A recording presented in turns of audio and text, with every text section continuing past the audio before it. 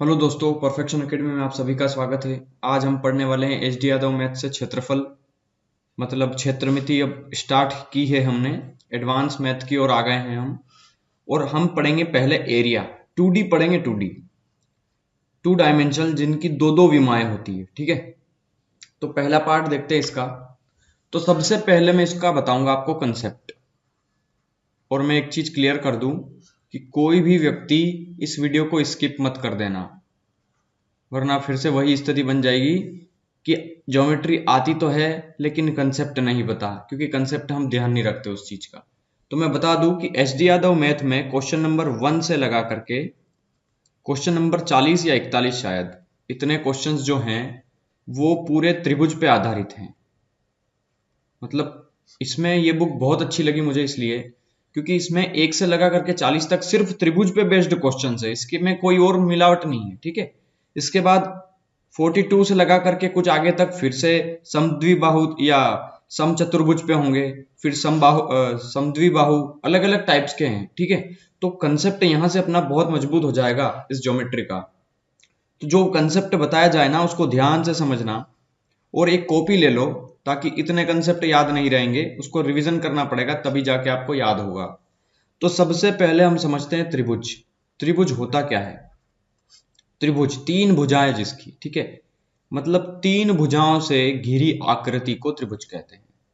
मैं बिल्कुल बेसिक से पढ़ाऊंगा, बिल्कुल जीरो से। जिसको आता है वो भी पढ़ो, जिसको नहीं आता है वो भी पढ़ो। ठीक है, क्योंकि मुझे नहीं पता कि कौन क्या देख रहा है, किसको कितना आता है। ठीक है, यहां देखना, एक त्रिभुज मान लो अगर एबीसी है।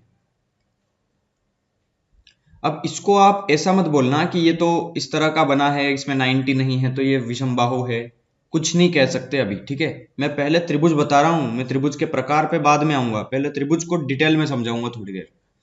यहां समझना, कोई भी एक त्रिभुज जिसकी तीन भुजाएं हैं, उसमें जो दो भुजाओं का योग होगा वो हमेशा तीसरी भुजा से बड़ा होगा। अब मान लेना, एक चीज ध्यान रखना, ये जो ए है ना, ए के सामने वाली भुजा हमेशा कैपिटल ए होगी।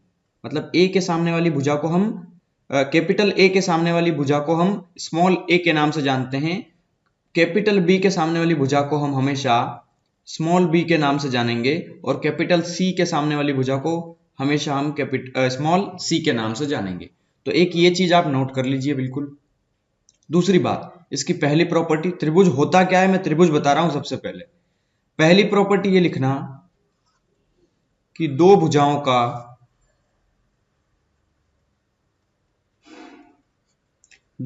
का योग तीसरी भुजा से बड़ा होगा।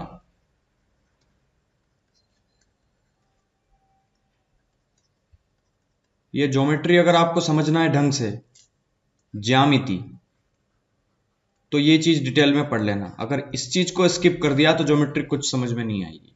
ठीक है, दो भुजाओं का योग तीसरी भुजा से बड़ा होगा। ठीक है, अगर मैं एक त्रिभुज मान लूं, जैसे एग्जांपल्स दूं आपको, कि एक त्रिभुज है जिसकी भुजा ये 2 है, ये 3 है, ये 4 है, तो हमेशा जो दो भुजाओं का योग होगा, चाहे 2 और 3 को जोड़ लो तो 5 आएगा। तो 5 बड़ा है ना तीसरी भुजा 4 से। मतलब कहने का मतलब ये है कि कोई भी दो भुजाओं को जोड़ लो, 3 और 4 को जोड़ लो 7 होता है, उस 2 से बड़ा है। 4 और 2 को जोड़ लो 6, 6 इस 3 से बड़ा है, या 3 और 2 को जोड़ लो 5, 5 इस 4 से बड़ा है। ठीक है, कहने का मतलब ये था। अब दूसरी प्रॉपर्टी देखो, इसमें हमेशा मैं इसको इस तरीके से डिनोट करेंगे, देखो कि दो भुजा कोई भी ले लो, ए बी ले लो, तो ए बी हमेशा ए और बी का जो योग होगा वो हमेशा बड़ा होगा सी से। बी और सी का जो योग होगा वो हमेशा बड़ा होगा ए से, और सी और ए का जो योग होगा वो हमेशा बड़ा होगा बी से। ये प्रॉपर्टी है इसकी त्रिभुज की भुजाओं की, कि कोई भी त्रिभुज जो है वो इस तरीके से होता है जिसकी दो भुजाओं का योग हमेशा तीसरी भुजा से बड़ा होगा। दूसरी प्रॉपर्टी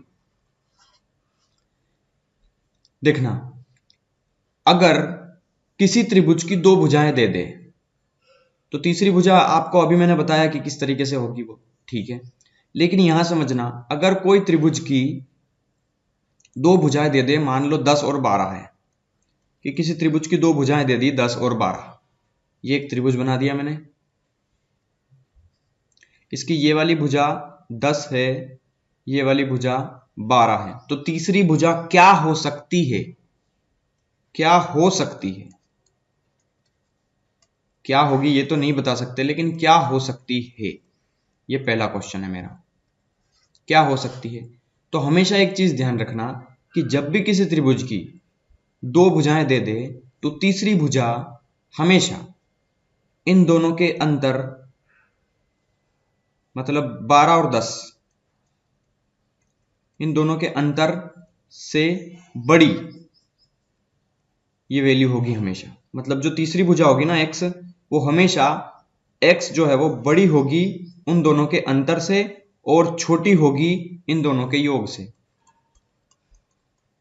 मतलब ये जो x की वैल्यू आएगी वो इन दोनों के अंतर मतलब 2 से बड़ी होगी।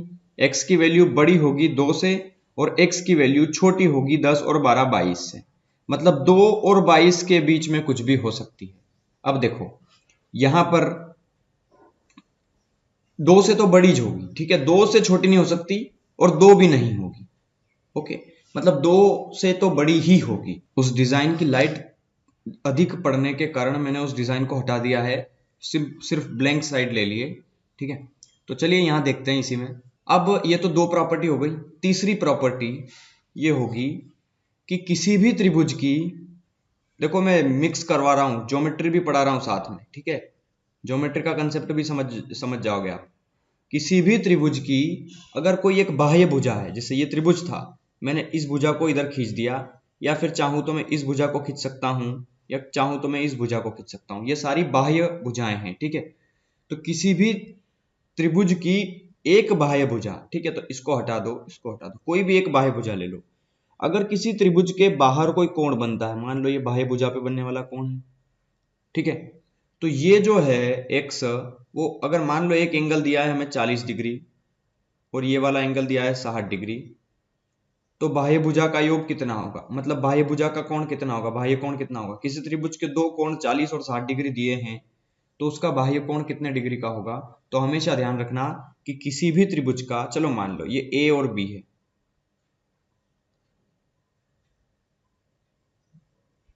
किसी भी त्रिभुज के अगर एक बाह्य कोण बन रहा है तो उसके जो आंतरिक कोण जो है उन दोनों के योग के बराबर होता है। मतलब ये बाह्य कोण जो होगा x, वो दो अंदर के इसके पास वाले को छोड़ करके, मतलब ये वाला एंगल छोड़ करके इसके जो सामने आमने सामने जो सम्मुख है, आसपास जो है इसके सम्मुख, मतलब a और b के योग के बराबर होगा। मतलब x डिग्री जो भी होगा वो a degree plus b degree के बराबर होगा। जितने भी डिग्री के ये दो एंगल होंगे उन दोनों का योग ही होगा बाह्य कोण। अगर मैं इसको प्रैक्टिकली समझाना चाहूं तो इस तरीके से होगा कि कोई एक त्रिभुज है जिसका ये वाला कोण 30 डिग्री का है, ये वाला कोण 60 डिग्री का है, तो डेफिनेटली ये वाला कोण 30 और 60 90 डिग्री होगा। अगर किसी समद्विबाहु त्रिभुज में इस प्रकार दिया है, समझना समद्विबाहु बोल रहा हूं मैं, पर समद्विबाहु नहीं पढ़ाया मैंने, खैर फिर भी समझ लो। समद्विबाहु का मतलब होता है जिसकी दो भुजाएं बराबर हो।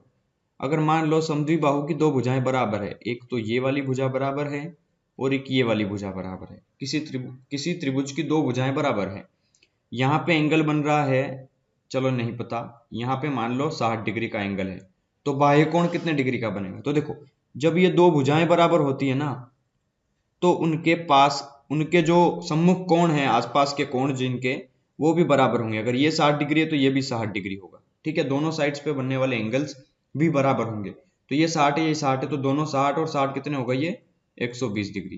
तो ये इस तरीके से हम इसको जज करेंगे। मतलब कहने का ये था कि अगर कोई त्रिभुज है एबीसी, अगर उसकी ए बी साइड अगर AC साइड के बराबर है तो ये वाला एंगल इस वाले एंगल के बराबर होगा। जब AB बराबर हो AC के तो एंगल B भी बराबर होगा एंगल C के, ठीक है। ये समरूपता और सर्वांग समता में मैं पूरा डिटेल में समझाऊंगा। चलिए अब आगे बढ़ते हैं, अब त्रिभुज के बारे में पढ़ते हैं, ठीक है। त्रिभुज के क्षेत्रफल निकालने के कितने फार्मूले हो सकते हैं। तो देखो त्रिभुज के निकालने के फार्मूले बहुत सारे हो सकते हैं, आपने सिर्फ 2-3 पढ़े होंगे, ठीक है। तो देखो सबसे पहले त्रिभुज ज्ञात करने के गुणधर्म ये लिख लीजिए यहाँ। त्रिभुज कितनी तरीके से हम ज्ञात कर सकते हैं त्रिभुज का क्षेत्रफल। तो त्रिभुज का क्षेत्रफल ज्ञात करना, तो त्रिभुज का क्षेत्रफल किस प्रकार हम ज्ञात कर सकते हैं। तो देखो पहली प्रॉपर्टी, यहां प्रॉपर्टी बना लेना सारी। पहली प्रॉपर्टी ये है कि अगर किसी त्रिभुज एबीसी में ऊंचाई दी हो, हाइट, ठीक है, ऊंचाई दी हो, ठीक है, इसको हम लंब भी कहते हैं कि किसी त्रिभुज पर हमने ए से बीसी पर एक लंब डाल दिया, मतलब वो हाइट हो गई उस त्रिभुज की, ठीक है। तो इस केस में हम जो क्षेत्रफल निकालते हैं उसका जो सदाबहार फार्मूला होता है वो आप सभी जानते हैं, 1/2 इंटू बेस इंटू हाइट, मतलब आधार गुना ऊंचाई, 1/2 गुना आधार गुना ऊंचाई। ये इस तरीके से हम इस फार्मूले की मदद से इस त्रिभुज का क्षेत्रफल निकाल सकते हैं, ठीक है, चाहे समद्विबाहु हो चाहे विषम बाहु हो, ठीक है। क्षेत्रफल निकालने का फार्मूला है ये, और किसका, सिर्फ त्रिभुज का है। मैं ये नहीं बोल रहा हूं कि ये समबाहु त्रिभुज का क्षेत्रफल का निकालने का फार्मूला है या समद्विबाहु का, ये सिर्फ त्रिभुज का। आप चाहे किसी भी प्रकार का त्रिभुज हो जिसकी हाइट और बेस दिया हो, उसका क्षेत्रफल हम इस तरीके से निकाल सकते हैं। ये सिर्फ त्रिभुज का बता रहा हूं मैं, किसी एक त्रिभुज का नाम नहीं ले रहा हूं, ठीक है। अब यहां पे इसका जो क्षेत्रफल जो होगा, हाँ, इसका परिमाप क्या होगा, देखो एक और चीज बताता जाऊंगा मैं सारे सवालों में। परिमाप हमेशा होता है उसकी आउटर साइड्स का सम, मतलब बाह्य भुजाओं का योग, बाह्य भुजाओं का योग, आउटर साइड्स का सम ऑफ द आउटर साइड्स। जैसे अगर मान लो AB की लंबाई 5 सेंटीमीटर है, AC की लंबाई 6 सेंटीमीटर है और BC की लंबाई 2 सेंटीमीटर है।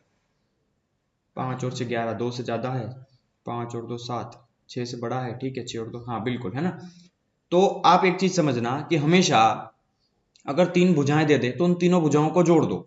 मतलब कहने का यह है कि मैं अगर B पे खड़ा हूं तो B से अगर मुझे वापस घूम के B पे आना है तो मैं कितनी दूरी चलूंगा, पहले यहां से यहां तक जाऊंगा 2, फिर यहां से यहां तक 6, फिर यहां से यहां तक 5, तो 5 6 और 2 8, 8 और 5 13, ठीक है। मतलब इसका परिमाप क्या हो जाएगा, 13। इन सभी भुजाओं को जोड़ दो। और हाँ, परिमाप के लिए मैं एक चीज बोल दूं कि परिमाप को कहीं कहीं परिधि यूज भी करते हैं, ठीक, परिधि, इसकी जगह परिधि का यूज भी करते हैं। तो परिमाप ही परिधि होती है, बस कहने का मतलब अलग है। परिमाप जो है वो एक साइड, मतलब एक सीधी रेखाएं होती है ना, उनसे बनता है। जैसे एक त्रिभुज है, एक सीधी रेखा ऐसे है, फिर एक ऐसे है, फिर ऐसे है, मतलब इसमें कोई घुमावदार मोड़ नहीं होता इन भुजाओं में, तो इसीलिए इसको परिमाप कहते हैं। और परिधि में कोई लाइंस नहीं होती उसमें, जैसे गोला है, ठीक है, एक सर्कल है, उसके अलावा बहुत सारे हो सकते हैं, स्फीयर है, सर्कल है, वृत्त है, ठीक है, कोन है। तो वहां पे इनको कहते हैं कि इसकी परिधि निकालिए। परिधि को इंग्लिश में सरकमफ्रेंस कहते हैं, ठीक है। परिमाप को इंग्लिश में पेरीमीटर कहते हैं। ये दो चीजों का आपको ज्ञान होना चाहिए। तो परिधि बस वही होती है, परिमाप को ही कहते हैं, लेकिन बस नाम का फर्क अलग अलग है, क्योंकि ये परिमाप जो है वो एक सीधी रेखाओं वाली भुजाओं का निकालते हैं, सारी भुजाओं को जोड़ना।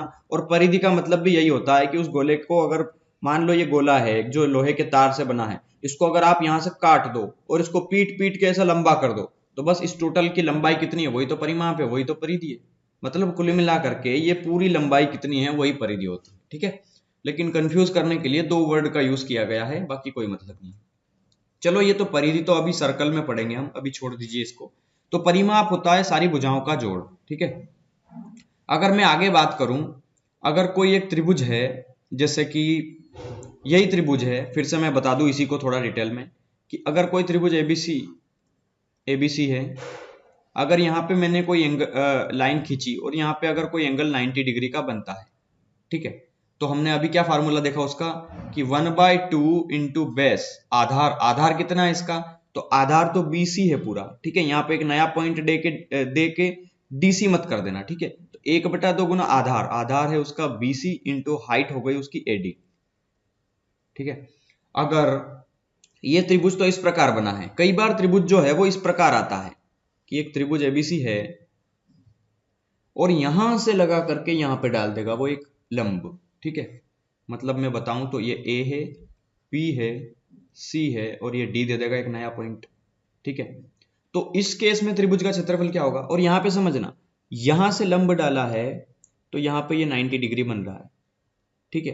ये त्रिभुज जो है वो आड़ा कर दिया है इसको, ठीक। तो यहाँ पे त्रिभुज का जो क्षेत्रफल होगा वो होगा 1/2 गुना आधार। अभी जो 90 डिग्री जहां पे टिक रहा है, जहां पे जैसे ये 90 किस पे गिर रहा था, BC पे गिर रहा था ना, अब ये जो 90 है वो किस पे है, AC पे है, तो इस केस में AC हमारा आधार होगा और ऊंचाई कितनी होगी, BD।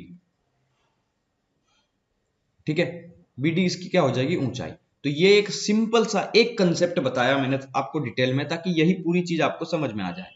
अब इसके अंदर दूसरी चीज देखते हैं। देखो, सेकंड प्रॉपर्टी ये कहती है कि अगर किसी त्रिभुज की भुजाएं दे देगा वो, कि किसी त्रिभुज की भुजाएं हैं 3, 4 और 5, ठीक है, और न तो उसकी ऊंचाई दी और न ही कोई एंगल दिया, तो इस त्रिभुज का क्षेत्रफल हम किस प्रकार निकालेंगे। तो देखो, जब 3 भुजाएं और वो भी अलग अलग दी हो, ठीक है, अलग अलग दी हो, तो हम इसका जो फार्मूला है वो एक्चुअली होता है, इसका क्षेत्रफल निकालने का फार्मूला, मैं आपको क्षेत्रफल निकालना सिखा रहा हूं, ठीक है, किसी भी त्रिभुज का। तो देखो, किसी भी त्रिभुज का क्षेत्रफल होता है root of s, s minus a, s minus b, s minus c. ठीक है, अब यहां पे ये एस क्या है, एस मतलब होता है सेमी पेरीमीटर, अर्ध परिमाप। एस बराबर क्या है, अर्ध परिमाप, सेमी पेरीमीटर। इसका मतलब यह है कि अर्ध परिमाप, परिमाप का आधा, इन सब भुजाओं को जोड़ लो और उसको आधा कर दो, सिंपल है, आधा परिमाप। परिमाप तो यही होता है ना, सारी भुजाओं का जोड़। 5 और 4 9 और 3 12, अगर 12 पूरा परिमाप है तो अर्ध परिमाप कितना हो जाएगा, 6। ये हो गया इसका परिमाप, अर्ध परिमाप। ठीक है, और हाँ, ए बी सी क्या है इसमें, तो ए बी सी इनकी भुजाएं हैं, ए 3 हो गई, बी 5 हो गई। देखो, अगर मैं यहाँ ए रख दूंगा, यहाँ बी रख दूंगा, यहाँ सी रख दूंगा, तो ए के सामने वाली भुजा कैपिटल ए, मतलब ये 5 है ना, समझ में आ गई। ए और बी के सामने वाली ये बी होगी, और सी के सामने वाली ये स्मॉल सी होगी। ये स्मॉल ए बी सी आ गई, 5 4 और 3। तो इस तरीके से हम इनकी वैल्यूज रख सकते हैं रूट में, और इसको सोल्व करने के बाद हम हमारा आंसर जो है निकाल सकते हैं। ये दूसरी प्रॉपर्टी हो गई। तीसरी प्रॉपर्टी, अब अगर मान लिया जाए कोई दो समांतर रेखाएं, एक ये और एक ये ए और बी मत मानो, एम और एन कोई दो समांतर रेखाएं हैं, ठीक है, एम और एन पैरेलल है, ठीक है, समांतर है, समांतर रेखाएं हैं, एक दूसरे के पैरेलल है। तो यहां समझना, अगर मैं कोई एक इसके दो को किसी बिंदु से, मतलब ये कि एक ए बिंदु मान लूं, एक बिंदु बी मान लूं, और ए और बी बिंदु से अगर मैं कोई एक लाइन ड्रॉ करूं यहां पे और एक एंगल बनाता हूं, मतलब कोई एक त्रिभुज बनाया मैंने दो समांतर रेखाओं के बीच में, दो समांतर रेखाओं के बीच में बनने वाला त्रिभुज, अगर मैं पूरा डेफिनेशन समझाऊंगा तो फिर आपको वो थोड़ा सा वो ओड लगेगा, ठीक है, इसलिए मैं बता रहा हूं कि दो समांतर भुजाओं के बीच में जो त्रिभुज बनता है उसका क्षेत्रफल उन्हीं बिंदु से किसी एक और त्रिभुज पे बनने वाला, मतलब यही दो बिंदुओं से एक त्रिभुज यहां बना, मतलब अगर मैं लाइन दे दूं, इनके नाम दे दूं, तो ए बी, तो ये सी था, तो ए बी, तो ये हो गया डी। और भी त्रिभुज बना दो आप, जितना मन में आए इतना, यहां से यहां तक, और बना दो यहां से यहां तक, मतलब पहले दोनों बिंदु से ही मिलकर के जितने भी त्रिभुज बनेंगे उन सभी त्रिभुजों का क्षेत्रफल बराबर। लिख लीजिए बिल्कुल कि दो समांतर रेखाओं के बीच में, मैं बोल रहा हूं, आप आराम से नोट कर सकते हैं, मैं पूरा एक एक लाइन क्लियर कर देता हूं कि दो समांतर रेखाओं के बीच में कितने भी त्रिभुज बने, अगर उनका आधार समान है, ये आधार ए बी है ना इनका सबका, देखो, जिनका आधार समान है, तो मतलब ऊपर वाली लाइंस पे जितने भी, मतलब ये एम लाइन है, इस पे बनने वाले जितने भी त्रिभुज होंगे उन सभी का क्षेत्रफल बराबर होगा।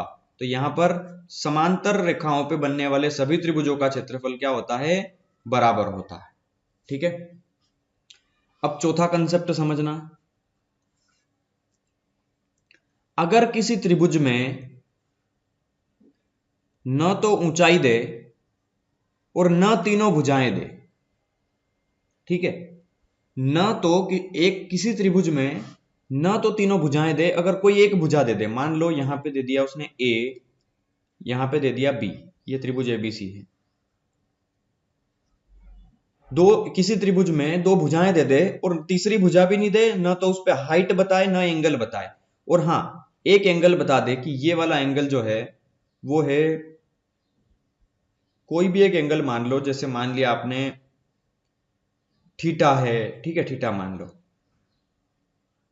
तो इस त्रिभुज का क्षेत्रफल कैसे निकालेंगे, कि किसी त्रिभुज की दो भुजाएं दे दे और उनके बीच का एंगल दे दे हमेशा, उनके बीच का। यहाँ ए और बी दी है, मतलब ये 4 5 दे देगा कि ये भुजा 4 सेंटीमीटर, ये 5 सेंटीमीटर, ये एंगल बन रहा है 60 डिग्री का।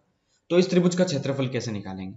तो समझना, जब भी दो भुजाएं दे दे और उनके बीच का कोण दे दे, तो उन दोनों के उस त्रिभुज का क्षेत्रफल निकालने का फार्मूला ये है कि क्षेत्रफल बराबर होगा 1/2 इंटू जो दो भुजाएं दे दी है वो उनका गुणा ए गुना बी इंटू जो कोण दे दिया उसका साइन, मतलब साइन अगर थीटा दिया है तो थीटा, 60 डिग्री दिया है तो 60 डिग्री। मतलब अगर मैं इसको प्रैक्टिकली समझाना चाहूं तो ये तो मैंने फार्मूला बता दिया। अगर किसी त्रिभुज की ये भुजा दे देगा आपको 4 सेंटीमीटर की है, ये 5 सेंटीमीटर की और एंगल बनने वाला है वो 60 डिग्री का है, तो आपको इसको इस तरह सोल्व करना पड़ेगा कि 1/2 इंटू एक भुजा ए, देखो ये इसके सामने वाली भुजा ए और इसके सामने वाली भुजा B, capital A capital B, है ना। अब यहां समझना, अगर वो ये भुजा दे देगा तो इसके सामने वाली सी, तो यहाँ पे ए के साथ फिर सी आएगा। समझ में नहीं आ रहा होगा, फिर से बता दूं, बी के सामने वाली भुजा कैपिटल स्मॉल बी होती है ना, सी के सामने वाली भुजा स्मॉल सी होती है और ए के सामने वाली भुजा स्मॉल ए होती है। तो फार्मूले में अगर ये दो भुजाएं दे दे तो फिर एक तो सी देगा एक भी ए देगा, तो फिर यहाँ ए इंटू सी करना पड़ेगा। ठीक है, फार्मूला चेंज होता है साइड के हिसाब से, जो दी है उसके हिसाब से। तो ए इंटू बी मतलब 4 गुना 5 गुना साइन थीटा, तो साइन 60 डिग्री। ठीक है, साइन 60 डिग्री। बस इसको सोल्व कर लो, ठीक है, हमारा आंसर आ जाएगा। आंसर मतलब इस त्रिभुज का क्षेत्रफल आ जाएगा। ये चौथी प्रॉपर्टी थी। ठीक है, अब कई बार क्या होता है कि त्रिभुज के अंदर एक वृत्त बना देगा वो। ठीक है, त्रिभुज के अंदर देखो दो प्रॉपर्टी है, दोनों एक साथ समझा देता हूं। एक बार ये त्रिभुज है, इसके अंदर एक त्रिभुज बनाया इसकी भुजाओं को टच करते हुए। ठीक है, और एक बार क्या होता है कि त्रिभुज एक बार तो अंदर बनेगा, लेकिन कई बार त्रिभुज जो है उस त्रिभुज कई बार जो वृत्त है वो इस त्रिभुज के बाहर बनेगा, इसकी तीनों भुजाओं को टच करते हुए, इस तरीके से। ठीक है, मतलब त्रिभुज अंदर आ जाएगा एक बार में, और दूसरी बार क्या होगा कि त्रिभुज के अंदर एक वृत्त आएगा। तो इसको कहते हैं अंतर्वृत्त त्रिभुज, अंतर्वृत्त त्रिभुज, अंतर्वृत्त त्रिभुज। ठीक है, जिसमें वृत्त जो है वो अंतर है, अंतर मतलब अंदर है। ठीक है, और ये बाह्यवृत्त त्रिभुज या परिवृत्त त्रिभुज है ना, परिवृत्त भी कहते हैं इसको, परिवृत्त या बाह्यवृत्त त्रिभुज।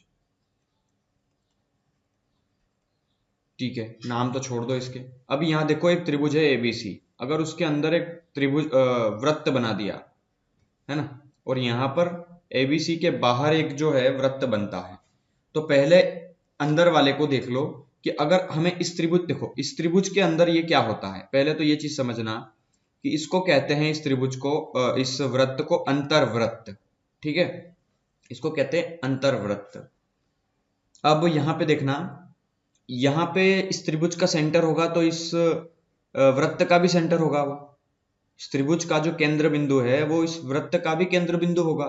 ठीक है, मतलब मैंने यहाँ पे पॉइंट रख करके एक सर्कल बनाया यहाँ पे पॉइंट से, तो वो तीनों भुजाओं को टच करेगा।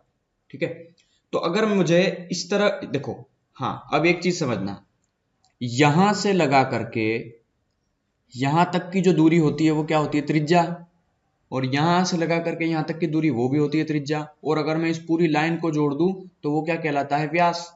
पूरी लाइन को कहते हैं व्यास, और आधी लाइन जो सेंटर से लगा करके किसी भी एक भुजा को छूती है, वृत्त की किसी भी भुजा को छूने वाली लाइन, उसको कहते हैं त्रिज्या।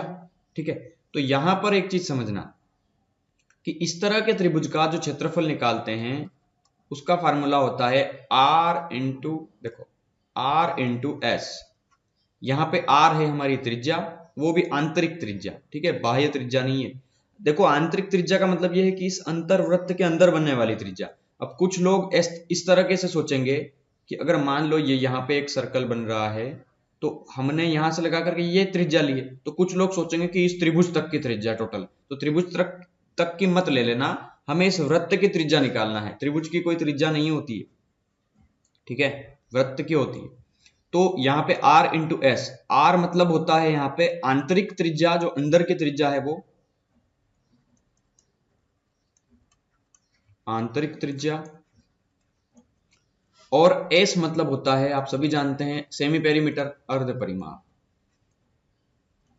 तो इस त्रिभुज की अगर तीन भुजाएं दे देगा, 3, 4 और 5, और इसकी त्रिज्या दे देगा 4, तो हमें पहले तो इसका अर्ध परिमाप निकालना है। तो परिमाप है 5 और 4 9 और 3 12, तो अर्ध परिमाप कितना होगा 6 गुना इसकी त्रिज्या दे दी है हमें 4, तो 6 चौक 24 हो जाएगा इस त्रिभुज का क्षेत्रफल। ठीक है, इस तरीके से। अब दूसरा केस, छठा केस, इस त्रिभुज के अगर बाह्य कोई त्रिभुज बना देगा, तो यहां पर अगर, और हाँ, बाह्य वृत्त या परिवृत्त के अंदर जो भुजा होगी, अब देखो यहां पर आप अगर यहां से लगा करके यहां तक ड्रॉ करना पड़ेगा आपको, तभी इसकी त्रिज्या निकलेगी। लेकिन हमको एक चीज ध्यान रखना है कि जो अंतर्वृत्त है उसकी त्रिज्या को हम स्मॉल r से डिनोट करते हैं, और बाह्य वृत्त जो होता है उसकी हम त्रिज्या को कैपिटल R से डिनोट करते हैं। तो यहां पे इसकी त्रिज्या कितनी है, कैपिटल R। ठीक है, चाहे यहां से यहां ले लो या यहां से यहां ले लो।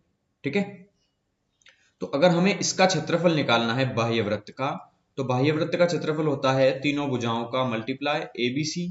ये ABC जो भी भुजा देगा, ये यहां से यहां तक 2 मीटर, 3 मीटर और ये 4 मीटर की, तो इन तीनों भुजाओं का गुणा बटे में 4 इंटू R, 4 गुना बाह्य त्रिज्या, और यहां पर जो R है ये कैपिटल R, वो है बाह्य त्रिज्या, मतलब त्रिभुज के बाहर जो जा रही है त्रिज्या, यहां से सब दूर। ठीक है, इसको बाह्य त्रिज्या कहते हैं। इस वृत्त के बाहर मत निकाल देना, इस वृत्त तक जाने वाली, इस वृत्त के केंद्र से वृत्त के किसी भी एक कोने तक जाने वाली। ठीक है, इसमें कोना नहीं होता एक्चुअली, किसी भी एक पॉइंट तक जाने वाली, इसके एक एरिया में। ठीक है, तो ये नॉर्मल प्रॉपर्टीज थी किसी भी त्रिभुज को निकालने की। अब हम समझते हैं कि किसी भी त्रिभुज के कितने प्रकार होते हैं और उनके कितने फार्मूले होते हैं, उसको डिटेल में समझते हैं। अब त्रिभुज के कितने प्रकार होते हैं, तो अब हम पढ़ते हैं भुजा के आधार पर त्रिभुजों के प्रकार। भुजा के आधार पर त्रिभुज के प्रकार। ठीक है, इसमें 3 प्रकार के त्रिभुज होते हैं, मैं तीनों को इसी स्क्रीन पर समझा दूंगा आपको। पहला होता है समबाहु,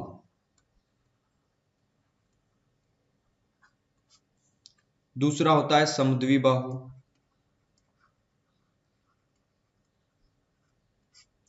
तीसरा होता है विषमबाहु।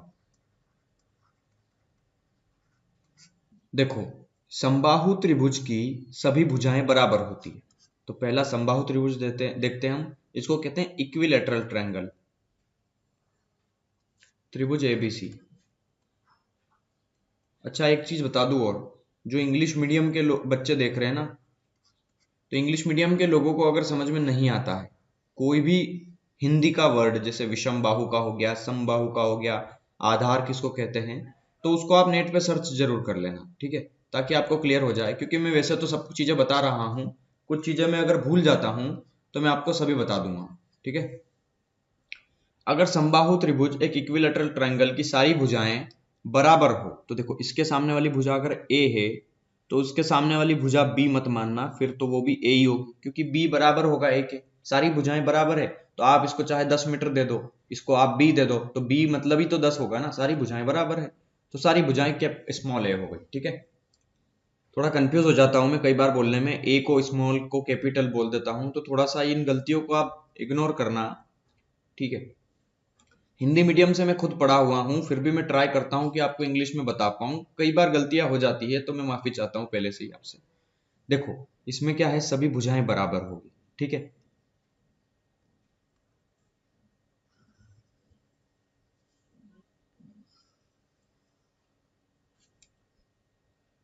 सभी भुजा बराबर होगी, सभी कोण भी बराबर होंगे और 60 डिग्री के होंगे, सारे कोण 60 डिग्री के।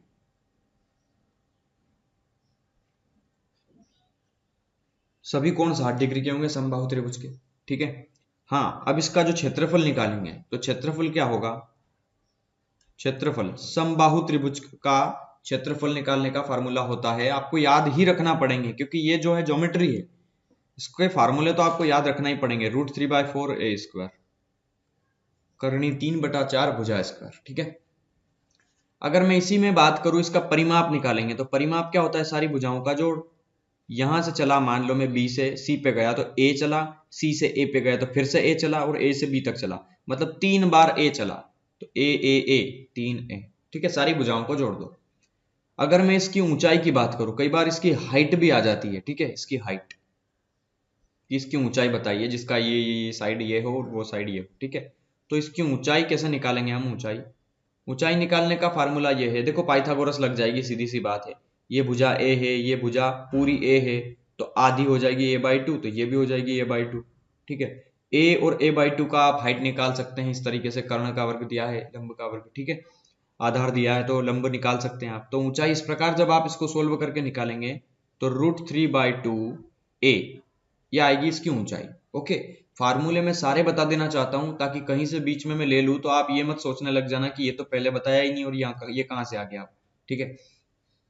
अब इसमें कई बार क्या होता है कि समबाहु त्रिभुज के अंदर भी एक त्रिभुज बनता है। अब देखो, यहां पे हमने पढ़ा था कि किसी भी त्रिभुज के अंदर, अब ये कोई भी त्रिभुज हो सकता है, लेकिन अगर समबाहु त्रिभुज जिसकी सारी भुजाएं बराबर हो, उसके अंदर अगर कोई त्रिभुज बनता है तो उसकी आंतरिक त्रिज्या हम किस प्रकार निकालेंगे, तो देखना, आंतरिक त्रिज्या निकालेंगे हम, उसका फार्मूला है a/2√3, ठीक है, a/2√3। आंतरिक त्रिज्या r बराबर, ये कैपिटल R होगी, ठीक है, अंदर की त्रिज्या निकालना है तो। इसी प्रकार एक होती है परित्रिज्या, जिसे हम बाह्य त्रिज्या भी कहते हैं, परिवृत्त बना था ना एक परित्रिज्या, तो परित्रिज्या निकालने का फार्मूला है a/√3, जिसको हम कैपिटल R से डिनोट करते हैं, तो कैपिटल R बराबर ये और स्मॉल r बराबर ये, ठीक है। अब हाँ, हमेशा एक चीज ध्यान रखना पड़ेगा आपको कि जो परित्रिज्या होती है वो डबल होती है उसकी आंतरिक त्रिज्या के, मतलब परित्रिज्या is twice as a inner radius, ठीक है, इनर रेडियस, आंतरिक त्रिज्या। तो परित्रिज्या हमेशा उसकी आंतरिक त्रिज्या की डबल होगी। तो आंतरिक त्रिज्या अगर एक 10 सेंटीमीटर की दी है तो परित्रिज्या डेफिनेटली 20 सेंटीमीटर की होगी, ठीक है। ये चीज आपको पता होना चाहिए कि किसी त्रिभुज में परिवृत्त की त्रिज्या होगी, जो परित्रिज्या होगी वो उसकी आंतरिक त्रिज्या की डबल होगी, 2 गुना होगी, ठीक है। ये हो गया समबाहु त्रिभुज, इसके अलावा इसके अंदर कुछ भी नहीं है, ठीक है। सब कुछ कवर कर लिया हमने त्रिभुज के बारे में। अब पढ़ते हैं समद्विबाहु त्रिभुज। देखो, समद्विबाहु का मतलब है कि जिसकी समान है द्विबाहु, बाहु मतलब होता है भुजाएं, ठीक है, बाहुबली। तो यहाँ पे 2 बाहुबली मतलब 2 हाथ जिसके बराबर हो, एक त्रिभुज की 2 भुजाएं बराबर हो। सम मतलब समान, द्वि मतलब 2, समान है 2 बाहु, 2 भुजा जिसकी बराबर हो। तो A B C, I think इसको स्केलन ट्राइंगल कहते होंगे, या फिर इसको आप एक बार जरूर चेक कर लेना। मुझे इंग्लिश में थोड़ा सा कंफ्यूजन हो जाता है कई बार, क्योंकि हिंदी से पढ़ा हूं तो हिंदी में परफेक्ट याद है मुझे। देखिए, यहां पे कोई एक 90 डिग्री बन रहा है, ठीक है। अगर 2 भुजाएं बराबर है तो मान लो एक ये वाली भुजा और एक ये वाली भुजा बराबर है, तो अगर ये भी ए है, ये भी ए है, तो सामने वाली बी मान लो, अलग है ना। अब कुछ लोग बोल रहे होंगे कि ए के सामने वाली भुजा को नाम ए देना था, तो आप ए दे दो, कोई फर्क नहीं पड़ता, ठीक है। यहां समझना, समद्विबाहु त्रिभुज में 2 भुजा बराबर होगी, 2 भुजा बराबर होगी, ठीक है, और 2 कोण बराबर होंगे। देखो, ये 2 भुजा बराबर है तो इन पे बनने वाले ये एंगल जो है ये भी बराबर होंगे, मतलब 2 कोण बराबर होंगे। 2 भुजाएं बराबर कौन सी है, ए बी बराबर है ए सी के, तो 2 कोण बराबर कौन से हुए, एंगल बी बराबर हुआ एंगल सी के। जब 2 भुजा बराबर होगी तो उन दोनों के बीच के जो एंगल बनेंगे उन दोनों के वो भी बराबर होंगे। हाँ, और समद्विबाहु त्रिभुज के निकालने का सिर्फ क्षेत्रफल है। क्षेत्रफल हम किस प्रकार से निकालेंगे समद्विबाहु त्रिभुज का, तो वो निकालेंगे हम b/4, ये जो हमने b भुजा मानी है वो, आप इसको c मानेंगे तो c/4 फार्मूला चेंज हो जाएगा, ठीक है। लेकिन हमेशा समद्विबाहु में एक चीज ध्यान रखना कि यहाँ पे हमें बी ही वैल्यूज रखना है, बी याद रखना आप हमेशा, ठीक है। तो आप अच्छे से याद कर पाएंगे कि दो भुजा बराबर थी तो उनको हमने ए नाम दे दिया, तो इसको फिर बी दे दो आप, ठीक है। अगर इसको भी आप ए दोगे तो फिर समबाहु ही बन जाएगा ये, ठीक है, सारी भुजा बराबर हो जाएगी। तो मैंने अलग नाम देने के लिए इसको नाम बी दिया है, वरना कोई कारण नहीं है उसका, ठीक है। तो b/4 root 4a² minus b², ठीक है।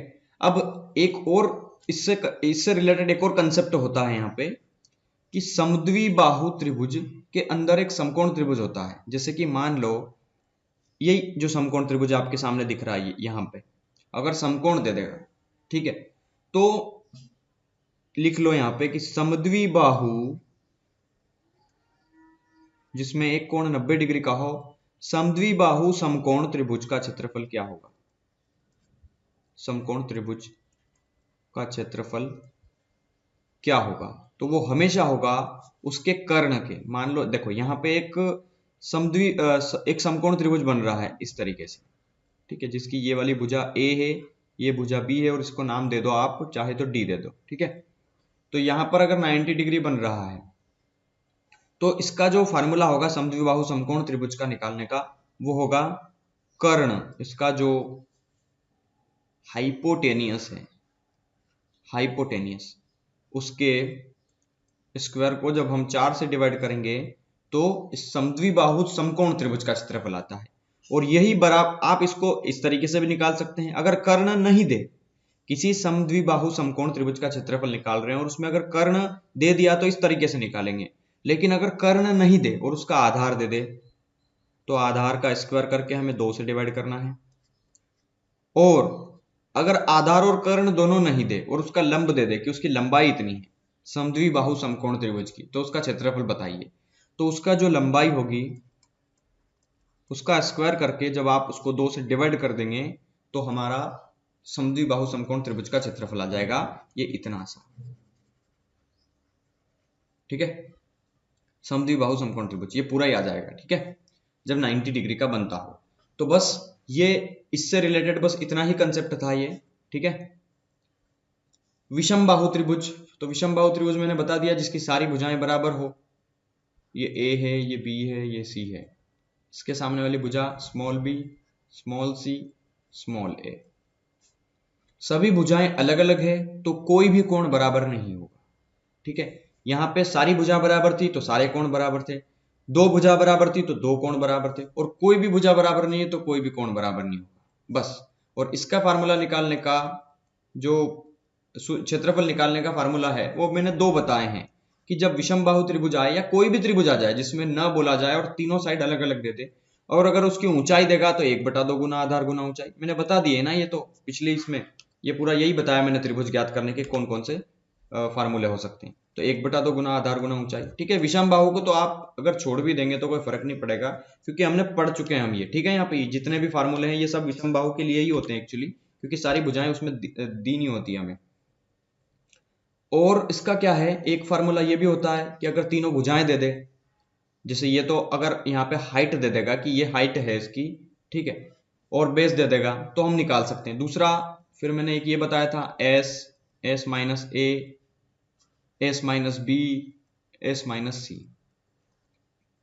एक फार्मूला ये बताया था कि जब उसके 2 साइड्स दे देगा और उसके बीच का एंगल दे देगा तो क्या बताया था 1/2 इंटू, मान लो ये ए और बी साइड के बीच का एंगल दे दिया थीटा, तो हम कैसे निकालेंगे 1/2 into A B into sine theta, ठीक है। इसका जो इन रेडियस है मतलब आंतरिक त्रिज्या निकालने का फार्मूला जो है, अगर इसके अंदर एक सर्कल बना देंगे हम, ये मैंने आपको डिटेल में समझाया, देखो यहाँ पे ये 5वां पॉइंट और 6ठा पॉइंट है ना।